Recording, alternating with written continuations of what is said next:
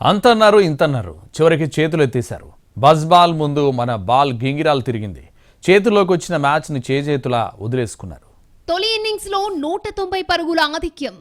అయినా విజయం కోసం చెమటలు కక్కాల్సిన దౌర్భాగ్యం. 231 పరుగుల టార్గెట్ చేరుకోలేక ముప్పతిప్పలు. టాప్ ఆర్డర్ చేతులెత్తేయడంతో 202 పరుగులకే ఆల్అౌట్. నిలదొక్కుకోని లోయర్ ఆర్డర్.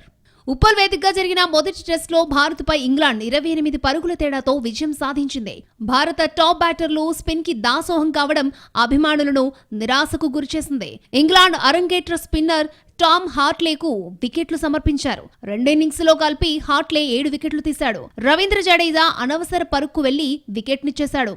స్వల్ప వ్యవధిలోనే భారత బ్యాటర్లు పెవిలియన్ కు చేరడంతో ఇంగ్లాండ్ పట్టు సాధించింది. అశ్విన్, భరత్ జోడీ కాస్త నిలదొక్కుకోవడంతో ఆశలు చిగురించాయి. ఆట మరో 2 ఓవర్లలో ముగుస్తుంది అనగా శ్రీకర్ భరత్ అవుట్ అయ్యాడు. ఫలితం తేలే అవకాశం ఉండడంతో మ్యాచ్ను మరో అరగంట పాటు పొడిగించారు. ఆ వెంటనే అశ్విన్ హార్ట్లే బౌలింగ్ లో స్టంపౌట్ అయ్యాడు. బుమ్రా, సిరాజ్ కాసేపు క్రీజ్లో ఉన్నప్పటికీ విజయ తీరాలకు చేర్చలేకపోయారు. 316 పరుగుల ఓవర్ నైట్ స్కోర్తో 4వ రోజు ఆటను ప్రారంభించిన ఇంగ్లాండ్ త్వరగానే వికెట్ను చేజార్చుకుంది. ఓలీ పోప్ ఒక్కడే ఒంటరి పోరాటం చేసి కీలక ఇన్నింగ్స్ ఆడాడు. ఓవైపు వికెట్ పడినా జట్టుకు భారీ స్కోర్ను అందించాడు. దీంతో ఇంగ్లాండ్ భారత్ ముందు 231 పరుగులను లక్ష్యంగా పెట్టింది.